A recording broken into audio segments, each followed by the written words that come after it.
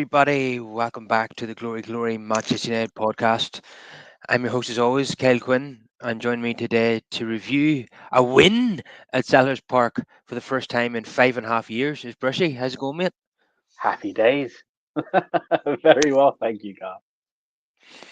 Yeah, the last time we won this fixture was in July 2020 in an empty stadium when we had NHS Martial and Rashford on the Yep, score sheet.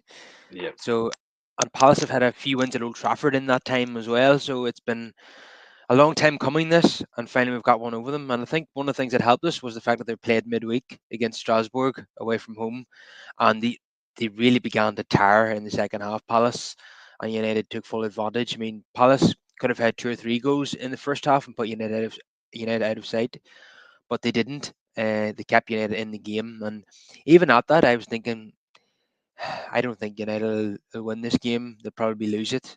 Um, the way we were playing in the first half was lackluster. It was just as bad as Everton, and I was thinking this just has all the hallmarkings of a game that United are just going to lose 2 or 3 nil away from home again.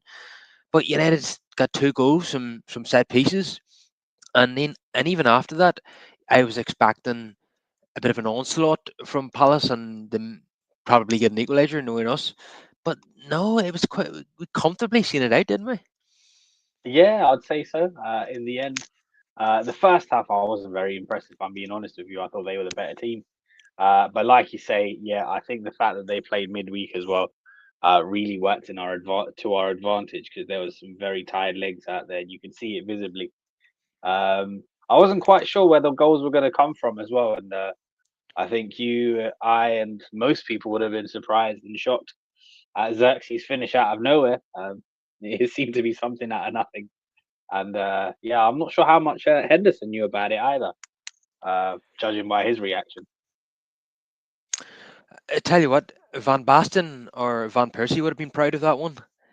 Um, Yeah, yeah, it's just a pity that Joshua doesn't do that more often. It's his first Premier League goal in a year this weekend. And when he scored his last Premier League goals were two that he got against Everton in the 4-0 win in the very early stages of Amram's reign. He has scored in the Europa League and the FA Cup since then, but that's his first league goal in 25 appearances. Albeit like he be, he was injured for a while, and now he's not first choice anymore, and he's only come into the team as a starter because Shesko is injured. But we know there's a good player in there. We just don't see it often enough, and we know his link-up play is very, very impressive. But if you're going to be play as a forward for United, you need to be getting on the score sheet, and I'm glad to see him do that today. Because I thought he was very poor in the first half. I was thinking there's absolutely no way that he's going to do anything worthwhile here for United. He probably should come off, but he proved us wrong. And Mason Mount scoring again. It was one of those free kick routines where Bruno looked like he was the taker, but he tapped it to Mount, and he went for power underneath the wall. They all jumped over it and hit the net. What I loved about today's goals, you know, when you score goals away from home, and obviously the only noise is coming from the away fans, so you can actually hear the ball hitting the back of the net, and especially when it's a powerful shot. I just love hearing that brap of the ball hitting the net, yeah. and It's very satisfying, isn't it, when that yeah, happens? yeah. We got that twice today because both of them were powerful shots, and Yeah, yeah, that one, yeah, straight out of the training ground, I think. And I actually thought maybe it was a bit mishit because it looked like Mace had to sort of chase onto it. But it worked out. It worked out, and it was really nice for us to actually see out the result as well because I was a bit worried. At 2-1, it's quite tight, and can you sustain the pressure? Are you going to give in? Um, Lenny Euro, not one of his better days. Young defenders, we know they're going to make mistakes and that. Luke Shaw, I was particularly impressed with today. We've been critical of him in the past and very recently as well, but today he made one or two really solid tackles and important challenges at the right times. So his experience shone through there for me. And then Bruno Fernandes, I mean, what can we say about him today? Two assists and two assists that breaks him into the top five, and he goes ahead of Paul Scholes now for us. on the all-time United assist list. Yeah, unfortunately for him, he doesn't have the medals of Paul Scholes. Uh, No, no, but yeah, yeah. How crazy is it? He's Scholes's got 55. Bruno's now on 56 assists with not a third of the trophies. yeah, he's as I've said before, he's kind of been the Brian Robson of this era, playing in a sort of Yeah, mediocre United team, and yeah, probably yeah. And just if you just look at the names ahead of him as well, he's in really good company now. I mean, now Beckham's the next one, and I think he's going to overtake Bex. He's only about four away from Bex, I think. And then he's got a bit of work to do because obviously Giggsy, Wazza, well, uh, Giggs is way out in front, yeah, 162, I think he has. So yeah, yeah. Given his age, yeah, I think he can go up one more though. I think he can overtake Beckham. yeah, I'm sure he will between now and Yeah. the end of the season. Mm, But yeah, Luke Shaw had a really solid performance on his 300th appearance for Manchester United. Uh, and the standout moment was probably when Delict slipped, yep. and I think it was Nketiah was clean through. Looked like he was going to have a one-on-one with the keeper, but Shaw with a last-ditch block to prevent probably a certain goal. Uh, yeah, and he made, as you said, a couple of really important interventions, and uh, we needed him today because, as you say, Euro was very shaky. Of course, he gave away the penalty, and then he had another shaky moment where Delict headed the ball to him. He miscontrolled, and it Hmm. ended up another big chance for Mateta, who shot wide on that occasion, got away with that one. But he looked visibly upset when he came off Euro. He knew he had a stinker, and he's really Yeah. upset with himself. Yeah, there The was one, one block that he put in there that comes to mind, which was pretty good. Where I think Dilip might have had it covered anyway, but he made sure, and it went out for a corner, but nothing else came of it. But yeah, that was quite good. But yeah, mixed bag, but mostly yeah, it was quite disappointing for the young man. yes, he made a block at the back post to prevent him. I think both him and Lemens both dived in front of the ball, and it was Hmm. Yaro's leg that blocked the ball.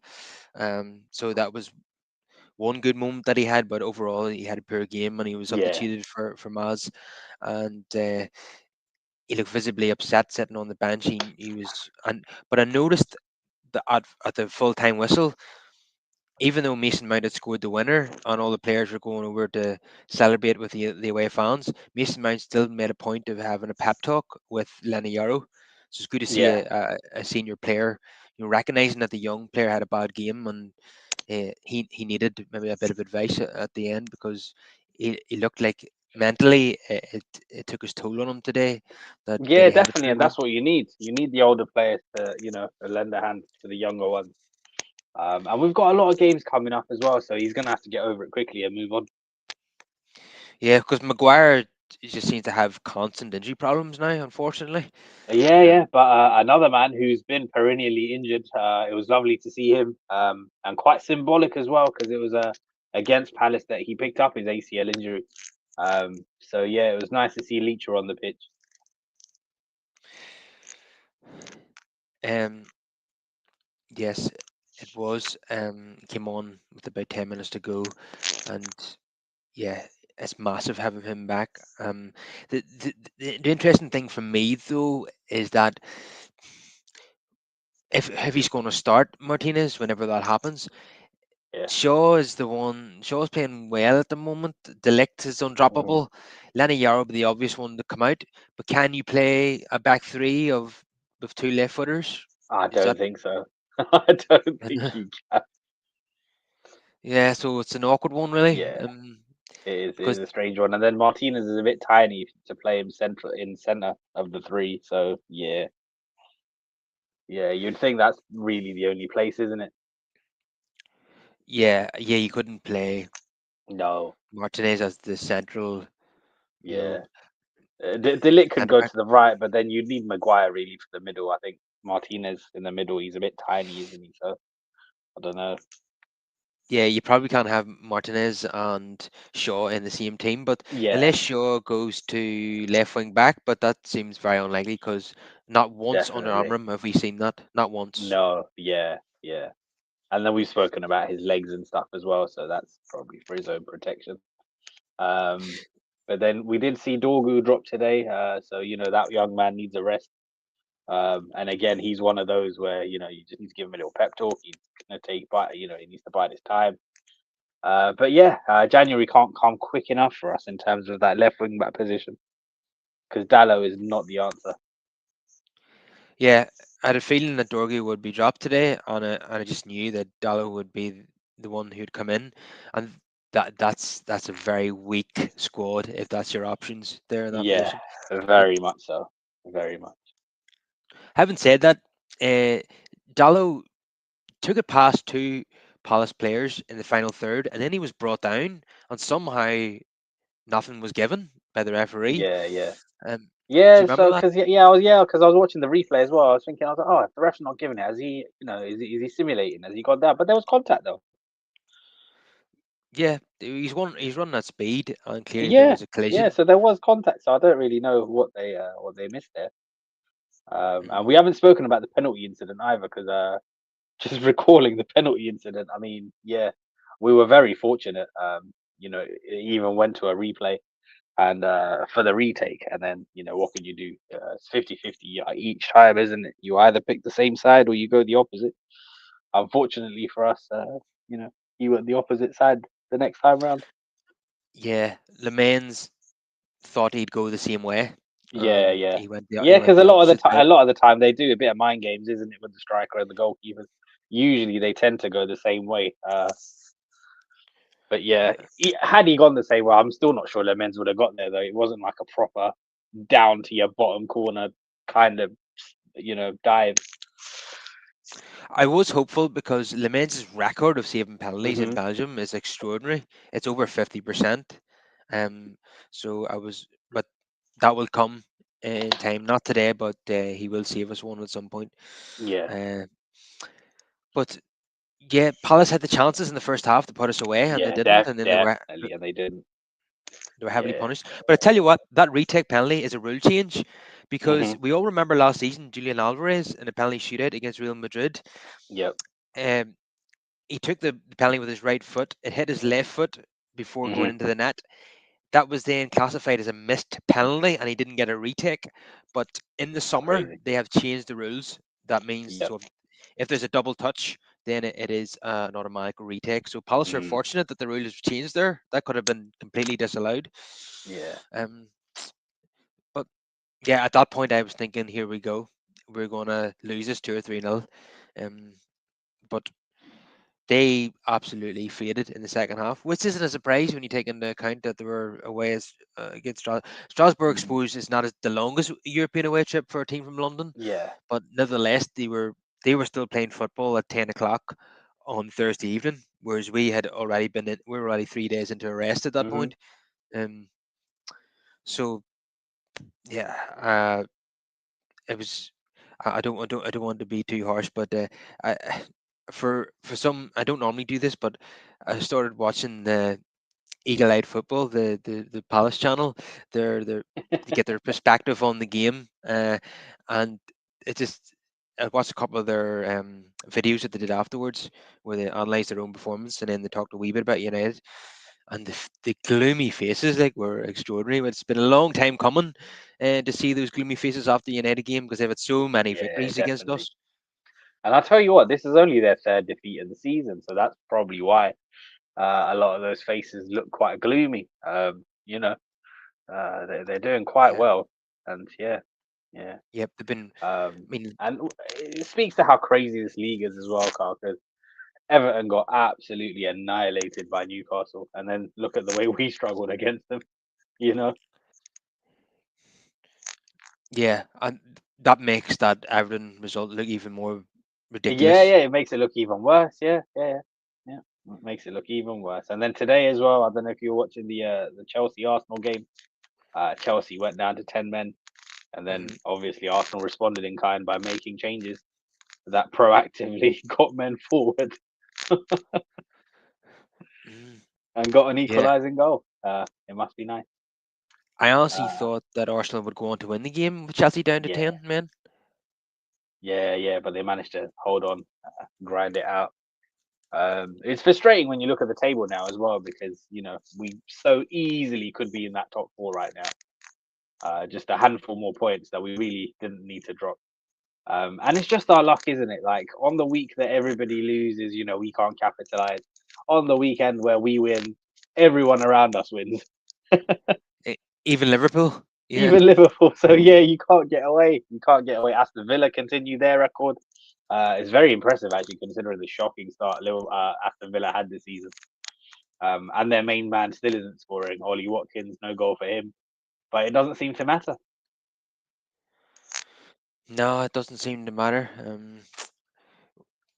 Yeah, Man City won as well. Unfortunately, I thought they were going to drop Yeah, points at yeah, home to Leeds. yeah, yeah. Um, Newcastle winning, of course, as you said, 4-1 against Everton, Hmm. which makes us look stupid. They scored after. Tottenham. I mean, the Tottenham result pisses me off because every time I see Tottenham, since then they just look absolutely atrocious.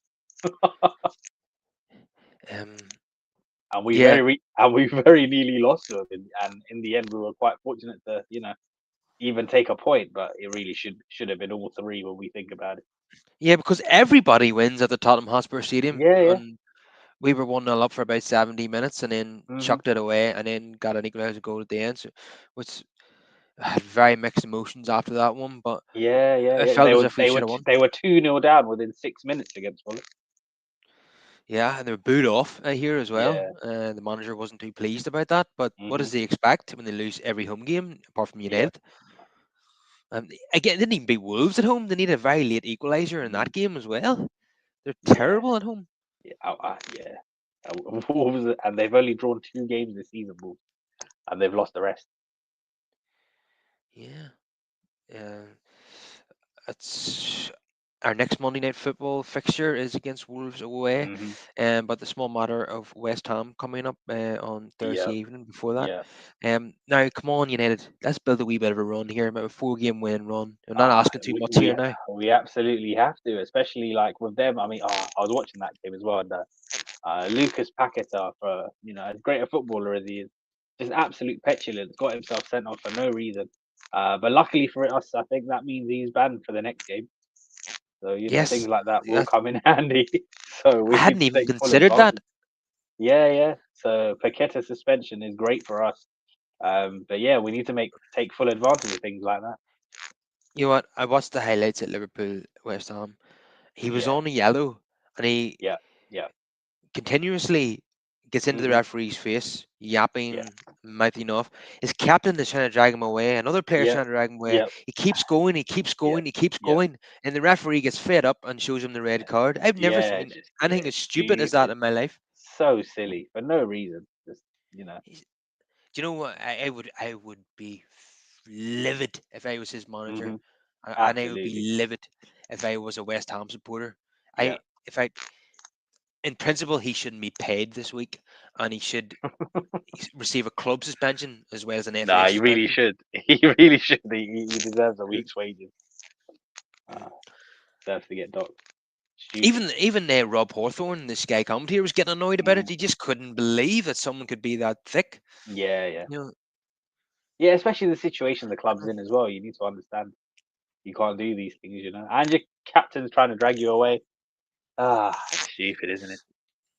yeah. So one big standout problem for United. I know we've talked about left wing back, and that is a big problem as well. But Yeah. midfield is really doing my head in at the moment. Hmm. Hmm. That midfield two, Casemiro and Bruno Fernandes, is Yeah. not working. It's One, not, but I don't see any changes though. He's going to be so stubborn with that until yeah, I injury agree. forces him into a change.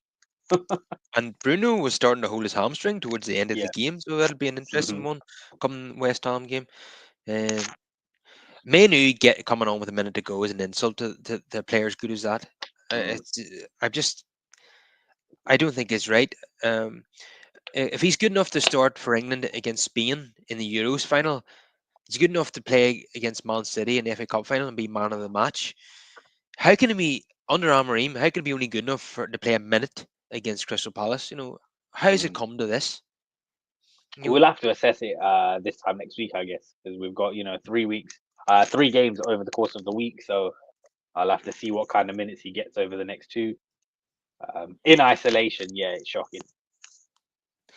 But Yeah, then again, when we've seen him this season, he's not been at his best either because I don't think it fits. It was like with Xerxes the last game, when you just bring him in out of nowhere and he's struggling, and then back to back starts, and you see what he can do now a little bit. So it's a case of growing in confidence, but that will only come if the manager starts giving him steady minutes.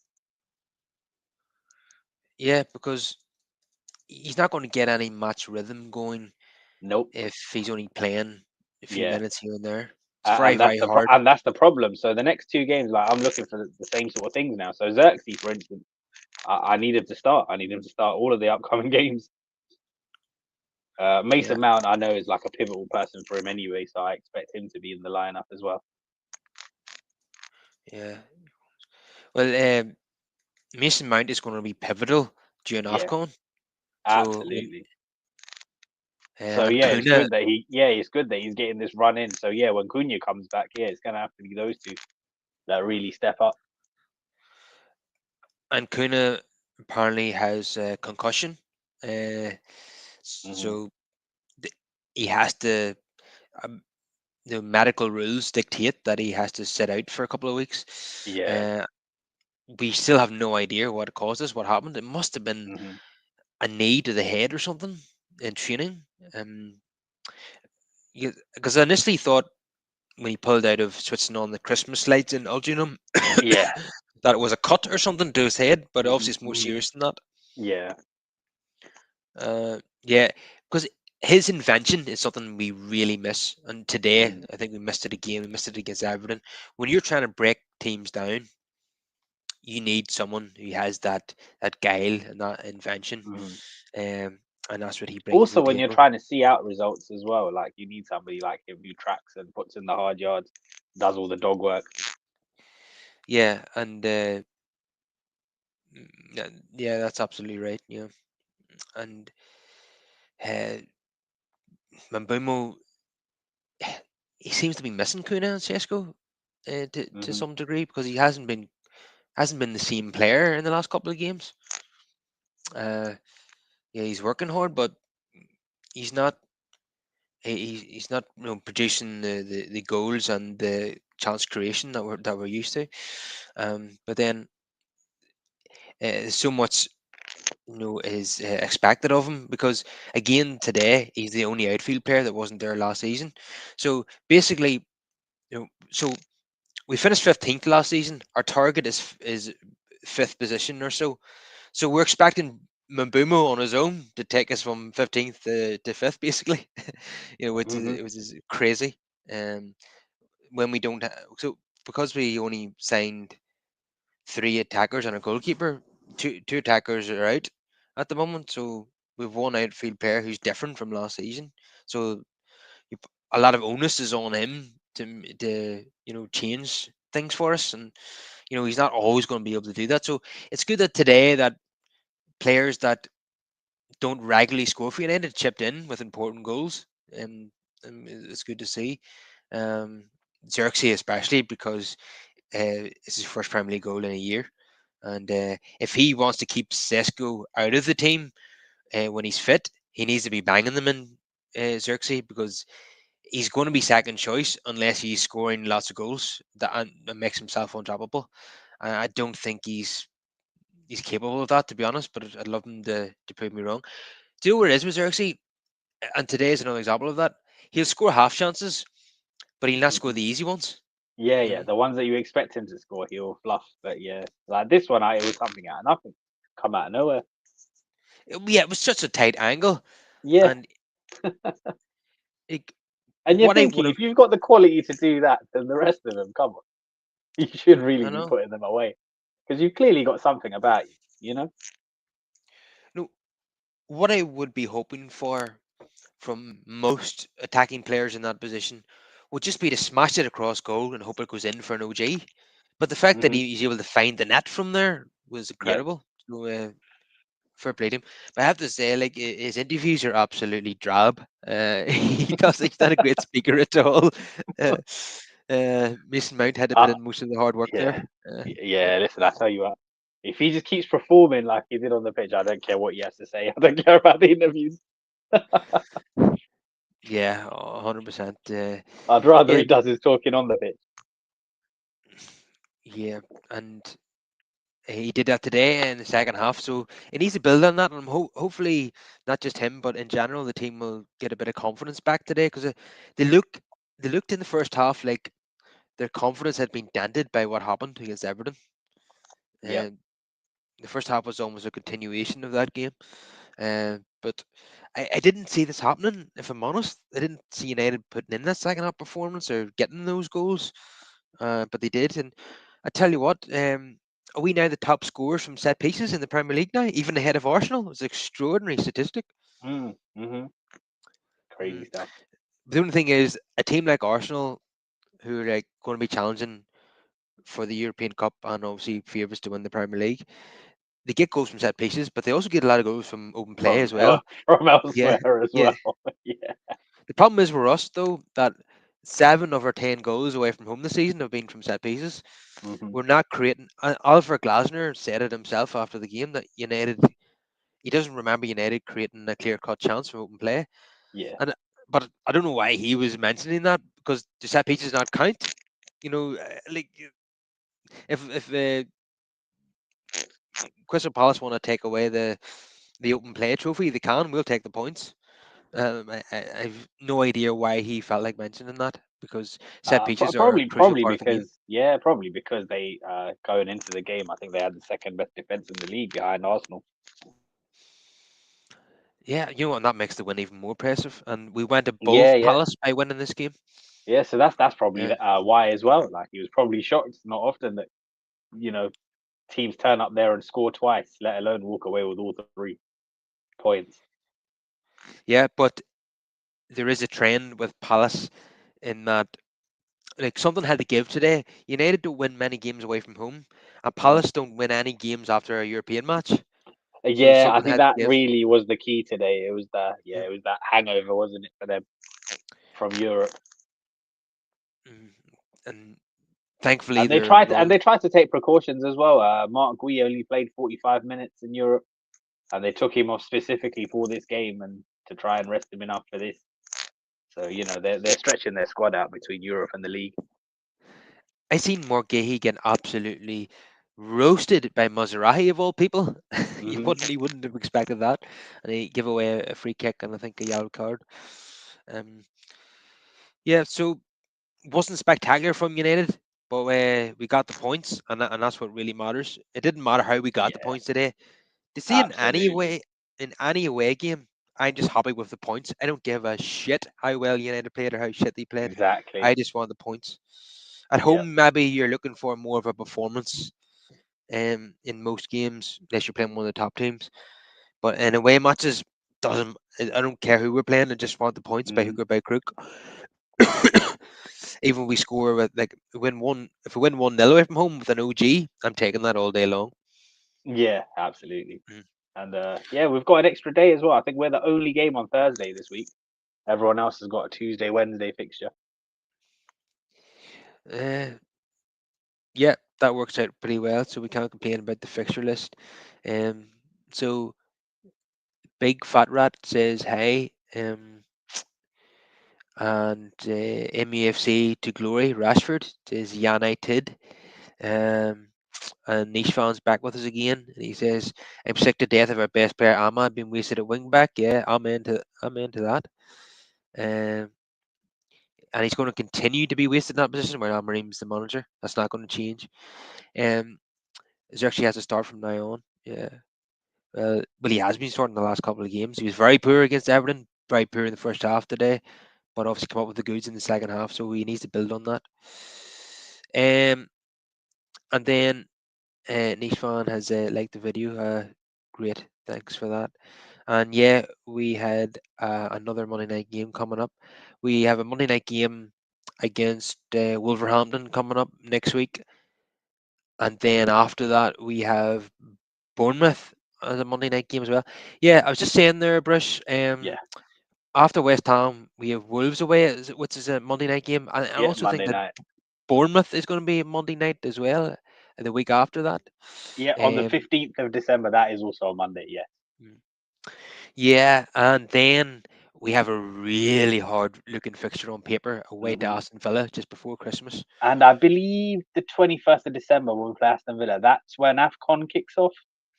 Yeah, that'll be our first game without Ahmad and Right. Mbemo. Okay. Yeah. So that that's when it starts. So we So that's a hard game that without the whole of our right hand side. Yeah, and but having said that, they only beat Wolves 1-0 today, and was Yeah. it's another long range shot to win the game. Hmm. And I haven't watched the highlights. Wolves had big chances in that game. Yeah. Uh, Martinez, to be fair to him, made a couple of good Yeah. saves. Yeah. He was in top form today. He was Yeah. in top form. Yeah, I thought on Um, paper I thought it'd be a more convincing win, but they still got the result, which is the important thing. But the fact that they didn't, the floodgates weren't open, it does mean that we have to go into it with an air of caution next week. Obviously West Ham first, but you can't take anyone for granted in this league. And I'll dread for us to be the ones that flip and slip and drop points to Wolves.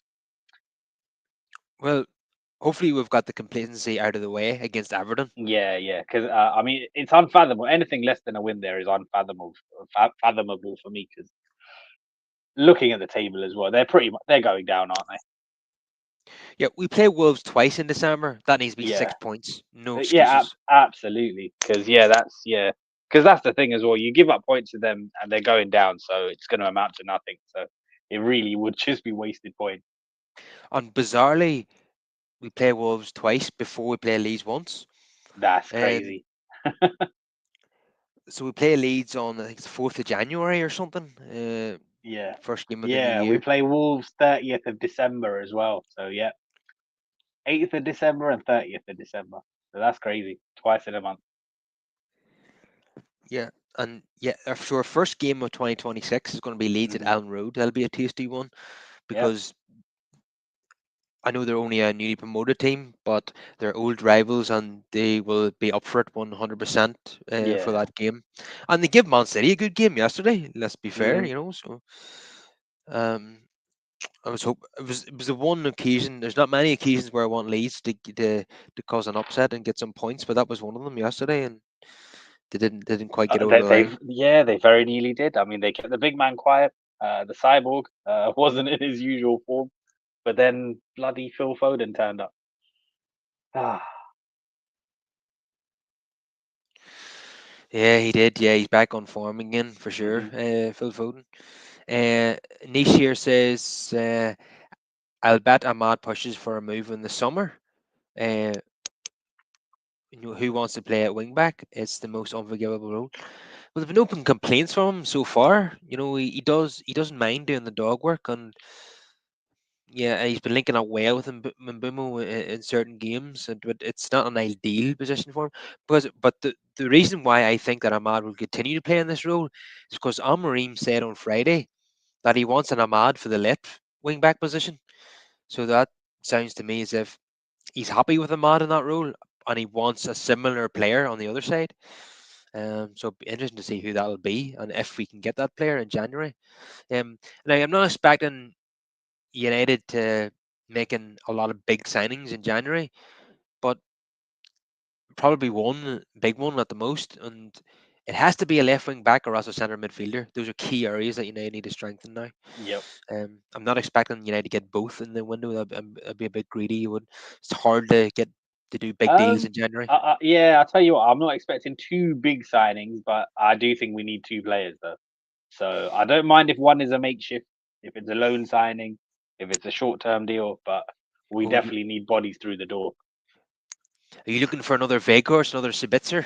To come? One of those, yeah, definitely. Probably more in the Sabitzer ilk than Yeah, Weghorst. yeah, I think so. Yeah. Yeah, Anish also says here that Ahmad is just as good as Estevao, the Chelsea player, who scored against Barcelona, didn't he? If not better, you'd never ask. Estevita, I can't pronounce his name, sorry, to play a wing back. Amorim is a complete joke. Yeah, a lot of fans very unhappy with Amorim at the moment.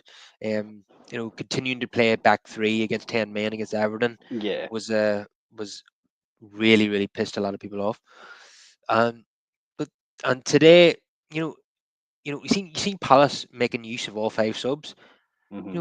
Very rarely does Amorim make use of his all five subs, and I know we're limited in terms of what we have on the bench. I mean, mostly Yeah. defenders today, but he made four subs in the end, but two of them were in stoppage time. You need to be making more use of your bench, and you need to be. His in-game management is terrible, and we saw that against Everton. And it's not the first time we saw him being unable to affect games. From the bench, um, and you know do the sub he made today, where Mazarahi come on for Euro. I've heard his analysis. He's made that sub a few times over the course of the season, and I've heard his analysis of it previously, and he thinks that's an attacking move because he sees Mazarahi as being better on the ball when he gets forward. To me, that's a defender for a defender. I'm sorry, but in Amorim's Yeah. mind, that's an attacking sub. That's insane.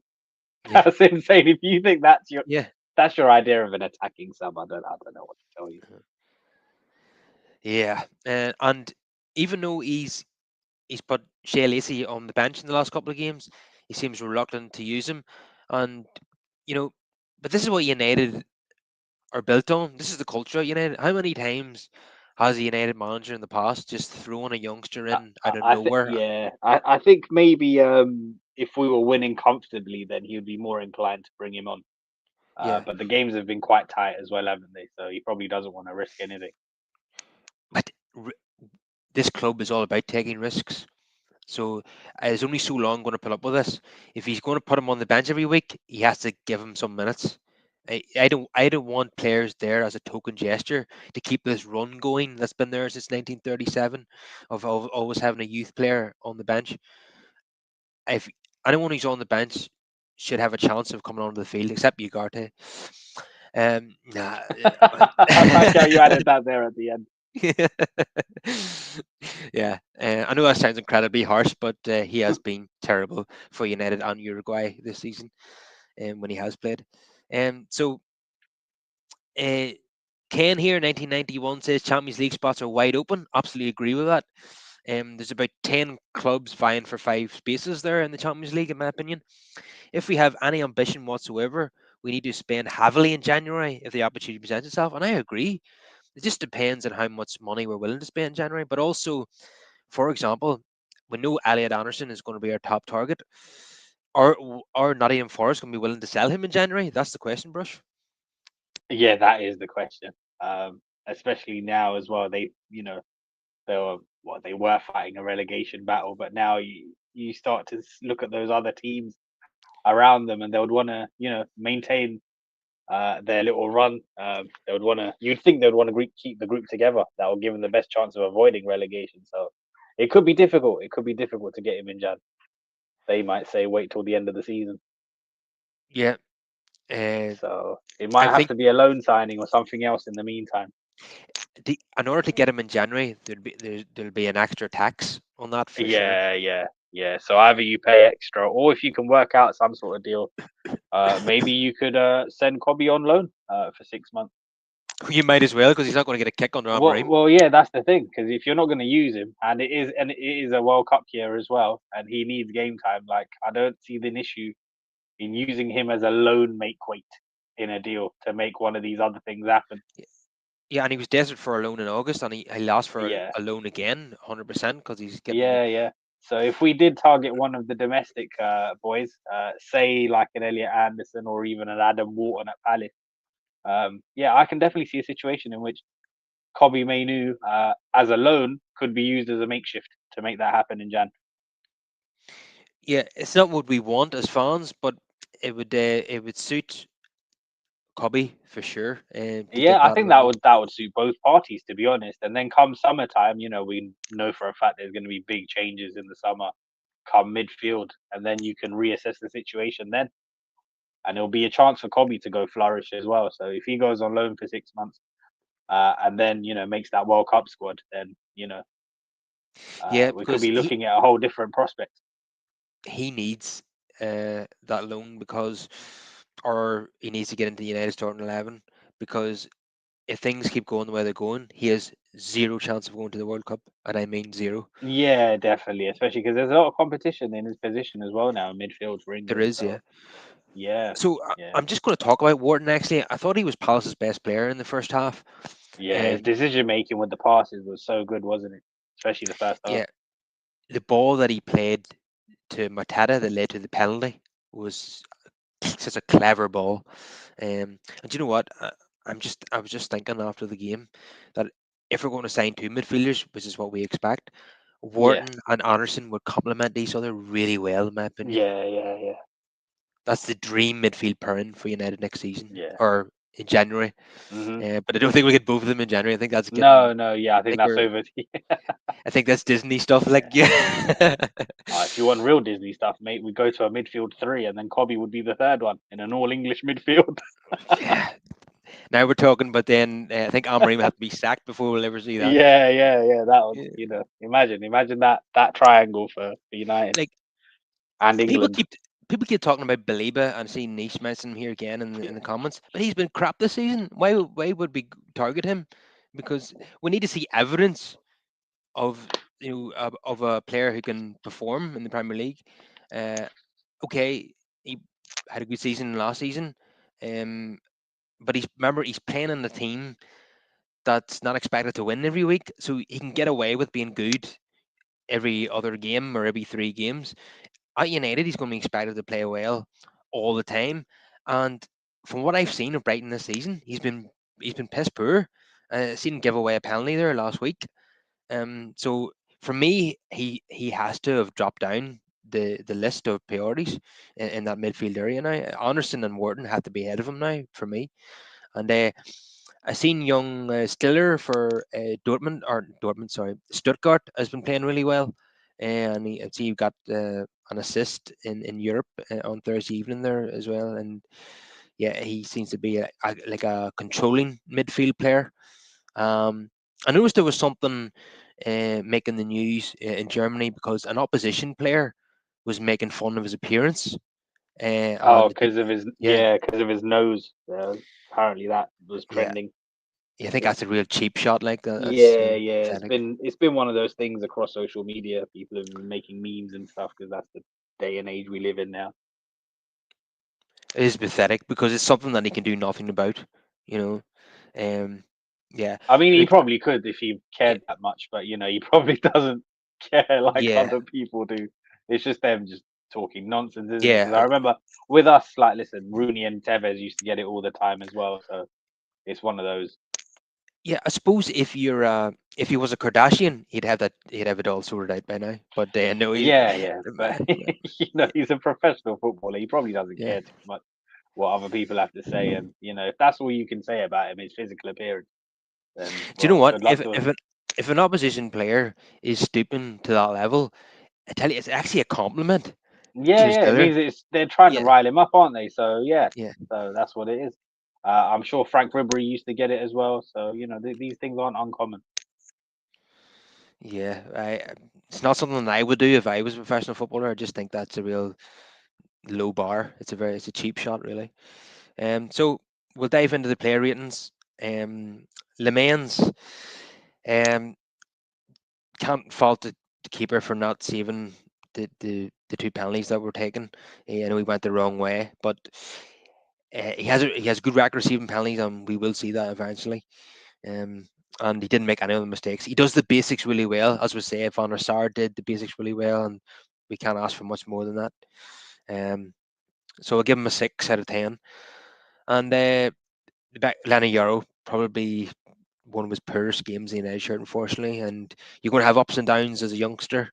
Um, I think one quality that he's missing is his aerial ability.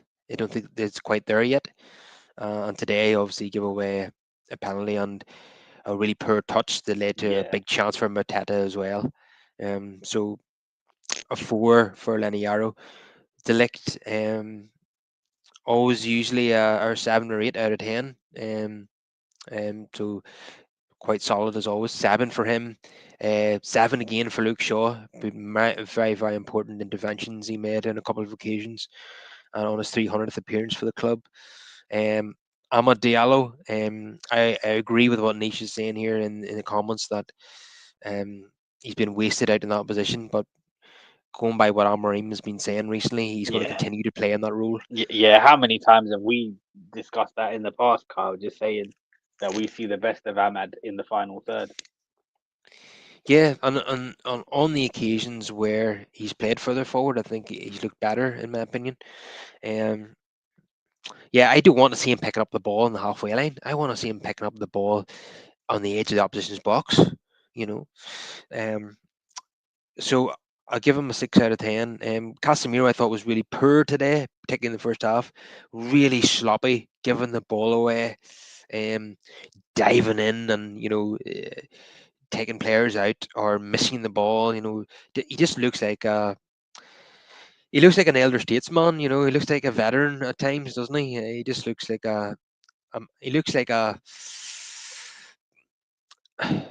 he looks like a dad playing with his sons. I think, you know, yeah, and he should have scored in the first minute of the game.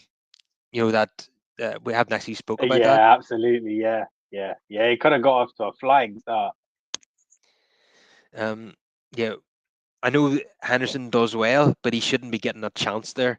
If that's Van Nistelrooy or Dennis Law, that's in the back of the net. You know, and you know, you have to do better than that. So Casemiro would get a 5 out of 10 for me. Bruno Fernandes does what Bruno Fernandes does.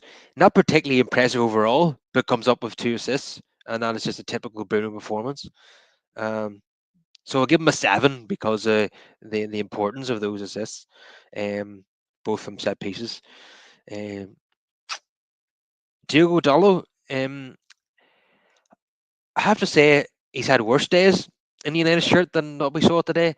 And as I said earlier, he could have had a one-on-one with a goalkeeper after he beat 2 men, and then he was Hmm. taken down, and the free kick wasn't given.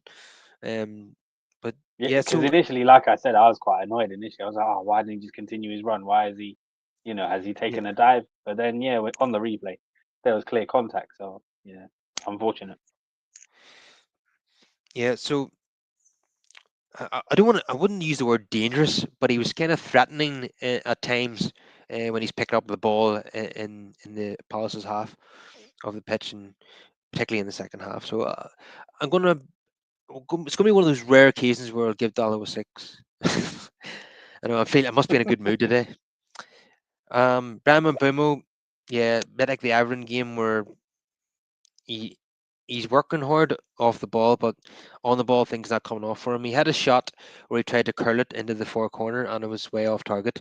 He should have just drilled it low for me, uh, and to the near post. But yeah, he went for an Anthony into curler into the top four corner, but didn't work out for him. But again, he's picking the ball up far too deep. Hmm. He's like, based on the stats, he's our biggest goal threat this season. He needs to be playing in the penalty area, not on the halfway line. And that's not rocket science. Um, so I'll give him a 5 out of 10. And Joshua Xerxes, first half, he was abysmal. Um, I would have been happy with him being substituted at that point, but he surprised us all with that amazing finish in the second half. And he was linking up really well in the second half with the other players, holding the ball up, bringing others into play. And we know he's capable of that anyway. So hopefully he'll gain confidence from that goal. Uh, so I will give him a 7 out of 10, which is an important goal. And Mason Mount likewise, 7 out of 10. Really worked free kick straight from the training ground. And to be honest, who would have believed that Bruno Fernandes would allow somebody else to take a shot from a free kick? So United were full of surprises today, and yeah, another really good performance by him. And we're going to need him when Afcom comes around. He's going to be such an important player for United, and Definitely. And when we were we talking about the shortlist earlier of midfielders, that's another thing as well for me that works slightly against Believer. the fact that we just can't build a core around players that are all going to just disappear for a month in the middle of the season. Yeah, definitely. We seem to be constantly linked with African players. I know Semenyo is another one. I know somebody corrected me Yeah, the other night to say that Ghana aren't actually in AFCON, yeah, so they that haven't wouldn't matter anyway. qualified. Yeah, But yeah, one thing that's concerning me, Semenyo wise, is that the club being linked the most with him at the moment is Manchester City. I never like to see good players going to the blue half of Manchester, even if they aren't the Man City of old. They'll get closer to being the Man City of old if he goes there. That's for sure. Um, Also, I'm not losing sleep over that one just because I know the release clause that comes into play is 65 million, and if our manager has it his way, we'll probably deploy him as a left wing back, which would make me cry. yeah. And Nish here says that Ahmad he would give him a higher score than the six that I give him. What do you think, Brush? Uh, uh, I don't know. I thought that was about fair, to be honest. But then again, I'm a harsh marker though, so you know, I Yeah, can understand. I can understand Nisha's concerns because you did give Dallo a six. but yeah, for me to get a 7 out of 10, you Yeah. need to do something that affected the result of the game. Hmm. And Yeah. I think it only looks crazy because you know Ahmad and Dallo are both on a six, and I did think Ahmad was probably a bit better than Dallo. But yeah, yeah, I understand. okay, 6.2. Maybe We'll, yeah, maybe a point something yeah. to differentiate him from Dallo. So Mizrahi come on for Lenny Yarrow and had his usual solid display. Didn't make any mistakes, so I'll give him a six. And Martinez come on after 82, and then Cubby and Durgu after 90 plus one. So can't really give them a rating. So Amarim, um, it's a tough one. Yeah, won the game, which is good. Uh, Substitutions wise, I wasn't completely happy. What I would have given how bad United were in the first half. Uh, we were 1-0 down, lucky to just be 1-0 down. I would have brought on Manu for Casemiro, who was really poor. And probably at some point in the second half would have brought on Shea Lacey for Dallo, probably. But in the end, he didn't need to do that, I suppose, with United going 2-1 up midway through the second half. Um, so, yeah, I don't think his subs massively impacted the result, though. But I suppose he picked the team that won the game, and he must have said something at half time that that That had a set. sparked that response. Yeah, because honestly, Yeah, second half kicking off, I didn't think we could really turn it around. I wasn't sure where the yeah, goals were going to come from, to be honest. yeah. So I give him a six. Um, yeah, I think if anytime we win a game, the manager has to get at least a six. But it's one of those days where I don't think the result was down to the manager. I think it was down to the players, to be honest. Hmm. Uh, I don't think the manager made a massive tactical tweak that led to the turnaround. I think it was just it was psychological, really, the turnaround. But we don't know what he said at halftime that might have led to that psychological change. But United were definitely a better team. They were like Jekyll and Hyde, to be honest. Yeah. Um, Not that they were spectacular in the second half, but the only way it was up after that shite in the first 45 minutes. I know, Yeah, the I only way know, was up, really. So I know. yeah, I was just Mm. happy that the lads managed to hold on, and didn't really look like we were under pressure. Yeah, you know, Palace barely threatened at all in the second half. Yeah, You yeah. know, uh, but I was worried right at the end when Bruno failed to get the ball under control for a counter attack. Then Palace turned it over. Casemiro gave away a free kick near the edge of our box, and And did you have flashbacks to Michael Elise yes, when they were uh, lining up that free kick? Because I certainly did. I was like, oh, here we go, last kick of the game, but and it was a great angle as well. It was a great distance for a free kick at that time. but thankfully, Justin Devaney put the free kick straight into the wall, and that was the end of the match then. Yeah, it was a bit concerning. Just glad that they didn't have a David Beckham or someone there to swing that in, because it was a needless free kick for United to concede because Yeah, definitely. we had the ball, then Bruno loses it, and then Hmm. Casemiro has to give away a foul on the edge of the Yeah, box. So, and then Cass, like we've talked about his recovery this season and what he can offer, but the one thing he absolutely can't offer is 90 minutes of football. Like he needs to come off. Like 60 to 70 is ideal. 60 ideally, but yeah, 70 at a push. but even at that, there's times where he just looks off the pace, and And it's always a concern for me when he looks off the pace because we know what's coming next. He's going to get himself booked. sorry, he's going to get booked, and when he's off the pace like that. And surprisingly, I don't think he did pick up a yellow card today. Did he? No, he didn't. That is a shocker. Luke Shaw and Boomer were booked, but not Mm. Casemiro. You thought he might have been booked for the challenge at the end, but no. I tell you what, he surprisingly played 90 minutes. Where does that leave him when we've got a game 4 days later? We one thing we don't want to see is Ugarte coming into the starting 11. United badly need to set a To midfielder. be honest, with how little we've used him, I don't think we will see him. I don't expect there to be any sort of changes. And yeah, Amarim doesn't usually, without reason, just stick a player in. I tell you, Unless there was like an injury crisis, I don't think we'll see Ugarte. we're playing at home.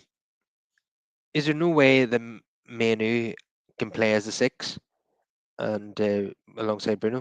Or is that just a midfield two he's never going to go to? Yeah, unless his hand is forced, I can't see him pivoting away from this. To be honest. Because if Casemiro was suspended, let's say, then he has to choose either Manu or Ugarte. Who are you going to choose? You're going to choose Manu. Well, we would, but I'm Well, not we sure about would, the but manager. he'd Uh, probably go Ugarte. I know, and it's saying something that he's not picking a player who he's worked with before. And I said to you on a previous show that he had said to Ugarte in the summer that I don't recognise you anymore. You don't have the same work ethic as what you had at Sporting, and that's pretty damning. And how many United players could you Yeah, say that about that we've signed in the last 10 years? Far too definitely. many. Listen, it'll be very interesting because, yeah, like I say, a similar thing to Kobe. I wouldn't be surprised if we see him exit certainly at the end of the season. But yeah, don't be surprised in Jan if if we got players coming in. But his stock is not very high. No, no, So he'll probably be alone if he is shipped out, but that will only be if we really get some proper midfield reinforcements in. But if we you get know, one in, I wouldn't be surprised to see an Anthony type deal, maybe to a mid tier sort of Spanish club alone with an option perhaps. yeah, perhaps.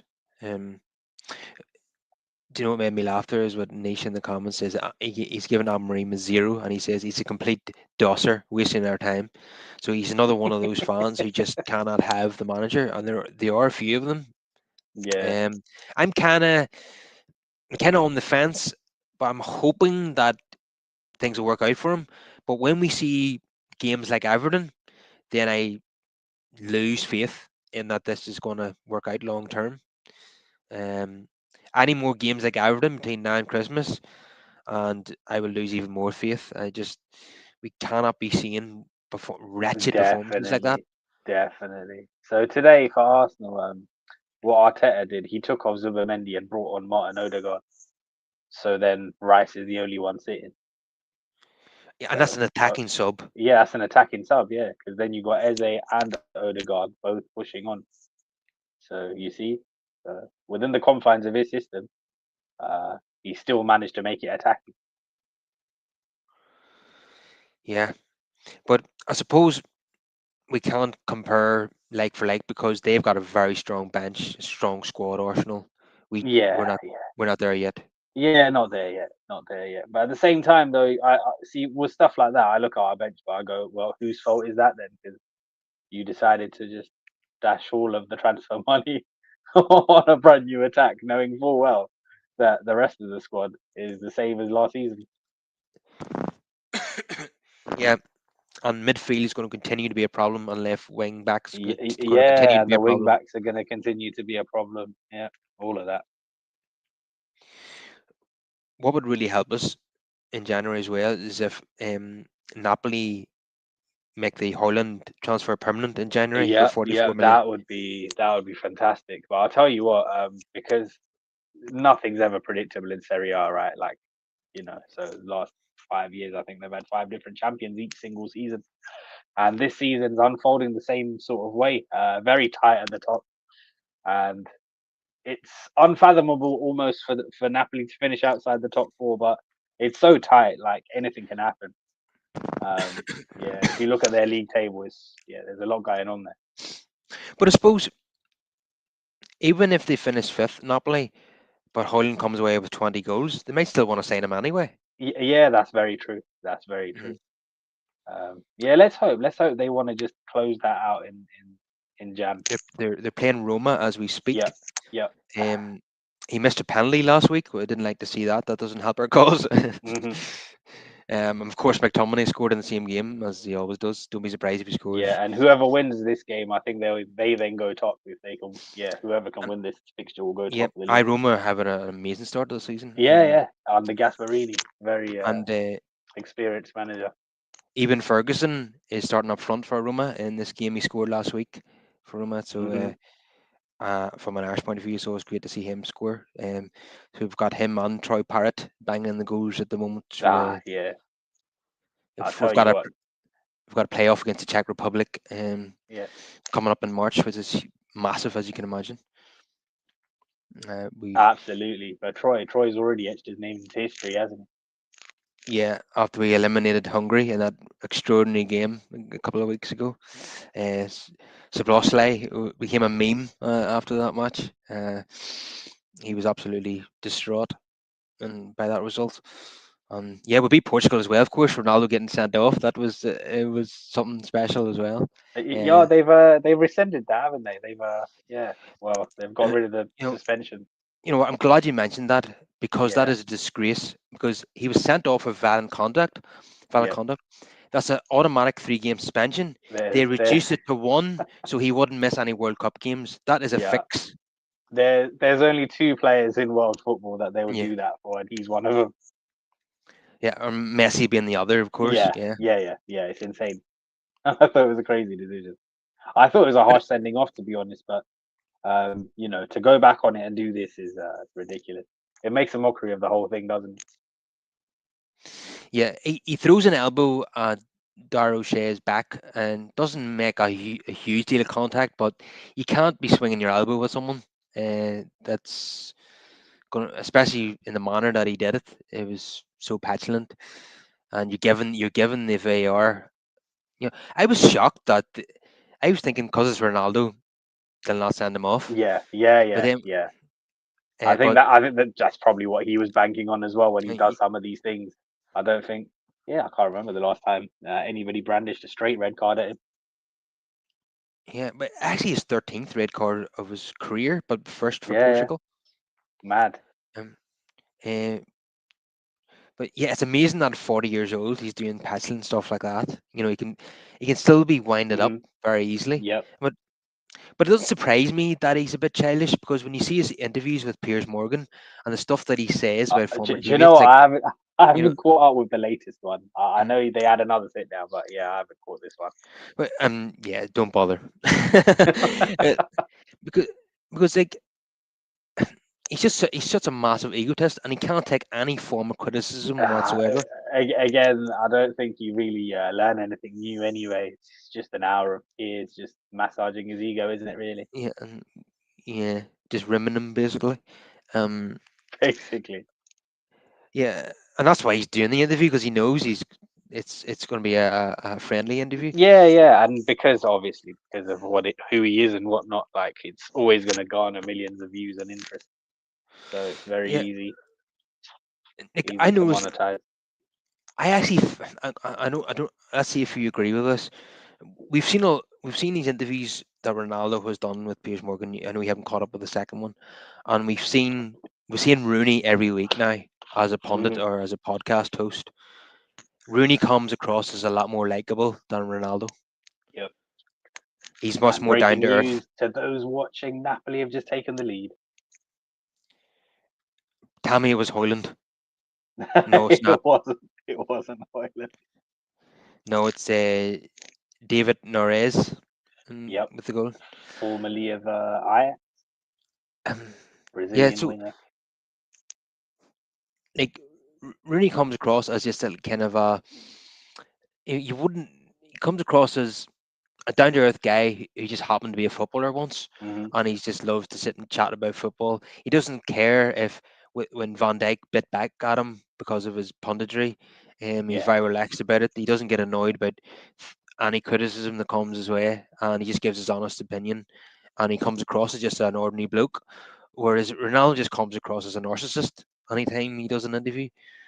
I Um, do think some things are taken out of context as well, though. When Ronnie replies to certain things, they cut it so that it looks as if he's, going at people or he's being disrespectful.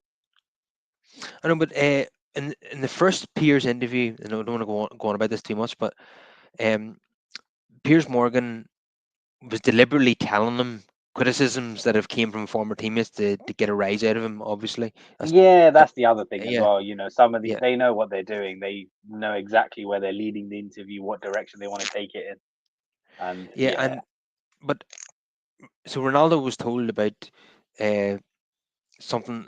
The criticism that Rooney had given him, a very small criticism, something about him not being quite as good as what he was, or something like that, which is a fair comment at 36 years old, what he was at the time, or 37 maybe at that point. And Ronaldo's response was that Rooney is jealous of his money and his looks. And you're like, this is a former teammate. Grow up. You're nearly 40 years old. You can't be calling out responses like that. It just seems it's just so pathetic. Ronaldo to me has a wee bit of Trump in him. It's that narcissism. He doesn't take criticism very well, and whenever he receives the smallest of criticisms, he will bite back with an insult to the other person. I just and the way he behaved in that Ireland game just shows you that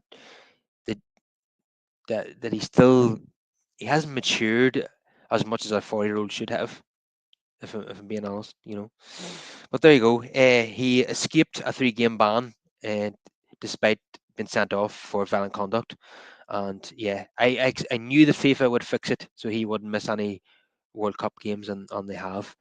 Um, and so he gets a one-game ban, and Portugal have already played that game against Armenia when they won hmm 9-1 or something.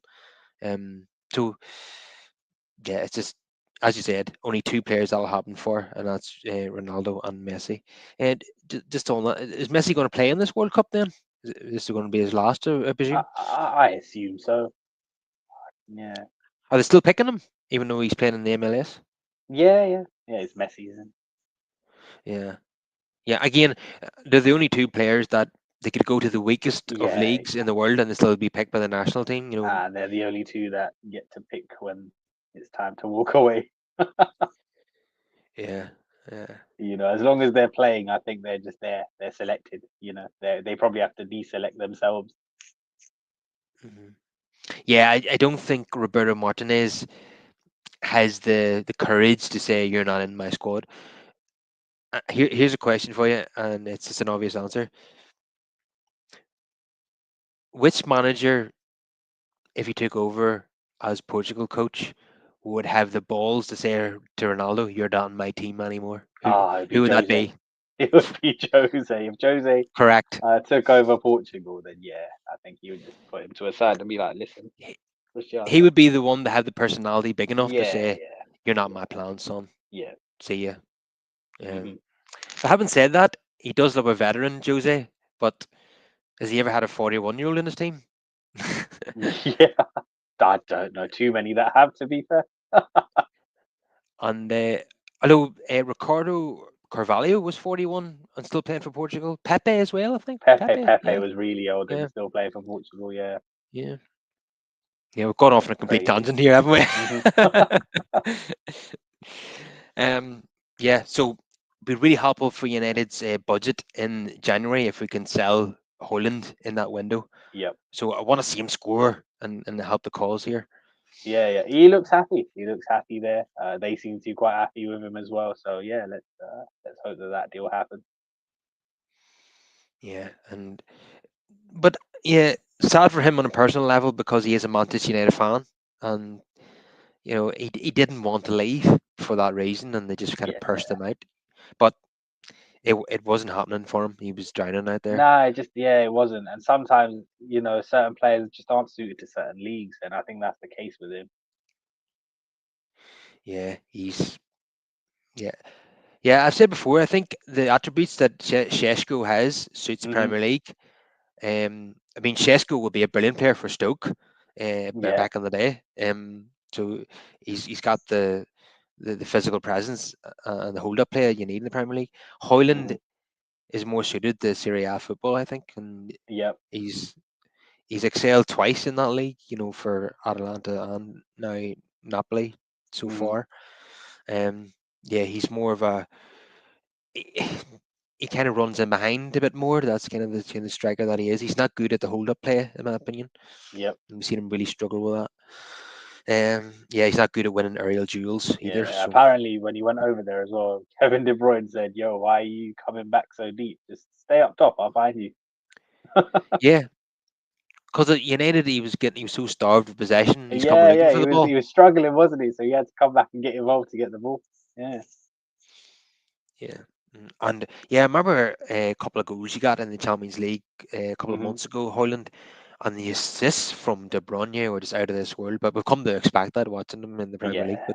But now we actually get to enjoy De Yep. Bruyne's football. Yeah, yeah. Whereas, You can just watch it guilt free now. yeah, yeah, that's it. Before, even So if if we were applauding, like we had to just do it in our head. yeah, it wasn't enjoyable because of who he was playing for, but now we can Yeah, appreciate him yeah, more. yeah. So we shall wrap it up there for this evening. Please, everybody, if you're watching on YouTube, smash that like on the video and subscribe to the podcast and get subscribing if you're listening on Spotify or Apple and get more of your comments in. Good and bad. I know some people are not fans of the podcast and they're quick to let us know about that. They say that In the me, comments. yeah, a couple of people on Spotify have said that me and you are clueless, Brush, but without actually Okay. specifying why that is. I mean, And listen, we welcome all criticism, and yeah, if you'd like to specify what it is, where it is you think we're going wrong, feel free to get involved, man. Feel free to get yeah, involved. if your criticism is constructive, at least I can work on it then. But you're not giving me anything to work on. If I don't know what you're talking about, like obviously it's something an opinion we have that he strongly disagrees with. Tell us what that is, and then we can have a chat about it. But you know, some people leave constructive comments, good and bad, and Hmm. that's fine. But when someone just insults you and that's it, then you can't take that seriously. It's just very immature to come out with Yeah, a listen, it's a response game like of that. opinions at the end of the day, so it's one of those. Everyone's entitled to theirs, but yeah, just be constructive with it. So if there's anything that you particularly disagree with, then tell us your views, and we can have Yeah, a talk.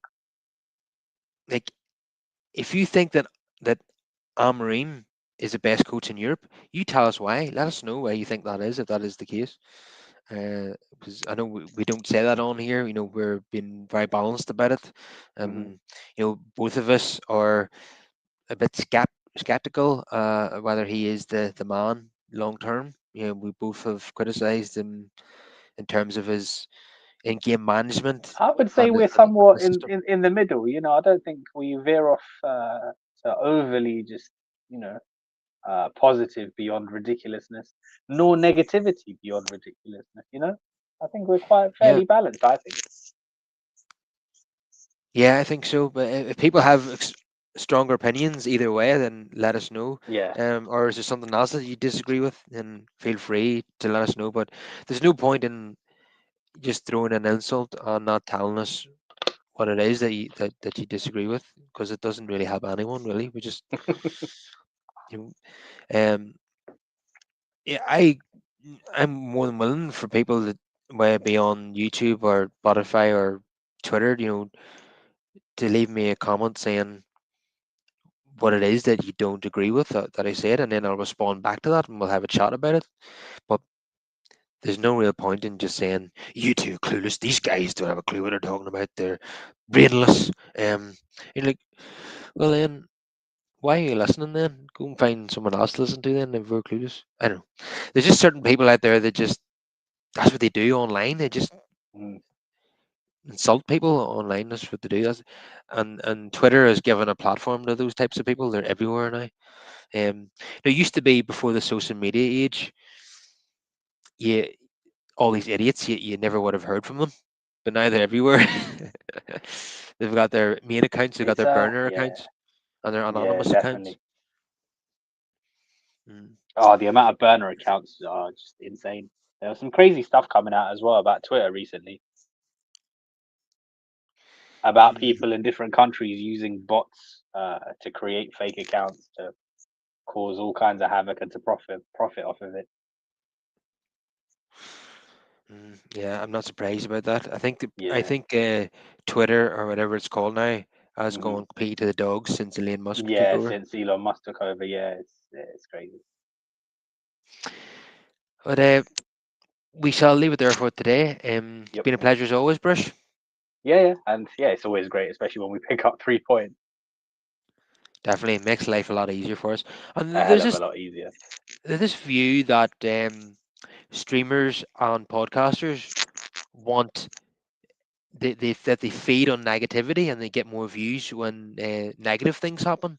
Mm, I don't find that at all. You see, when United win, I get way more viewers and listeners when United win. yeah. I And think it depends. Like, I think it's a bit like the tabloid newspapers. So the ones that people feel profiteer off of negativity, you can kind of see it in the titles of their videos and stuff as well sometimes, where it's intended to be clickbait, perhaps. yeah, mm, there's a certain United channel which I won't mention that gets a lot of Mm, criticism mm, for clickbait and negativity. Which it's a very popular channel, but at the same time, a lot of people absolutely hate it as well. But yeah. yeah, I think you know who I'm talking about. Hmm. It's But at the end of the day, all you can do is give your opinion, right? So if people are just expressing how they feel genuinely, then it is what it is. yeah, yeah, um, yeah, definitely everything is genuine on here. And you know, th- I actually prefer doing shows when we win. I prefer being positive. Um, Yep. if I'm being negative, it's a chore. It's not something that I thrive on, and I always find that you know more people listen to the show whenever we're winning. You know, see when we, for example, see when we beat Man City in the FA Cup final, the number of people who watched and listened to the show went up tenfold because, and I understand that because do you see when United win a big game, I consume content after content for 48 hours after the match. Hmm. I'm watching shows I wouldn't normally watch. So I can understand why that happens. For example, when United beat Liverpool a few weeks ago, I watched every United YouTube channel under the sun. I wanted to hear what everybody had to say about it. I was watching Sky Sports, all United YouTube channels, you know, podcasts. I just couldn't get enough content about United beating Liverpool because it's been such a long time since we won at Anfield. So so for me, in my experience, the views go up whenever United win.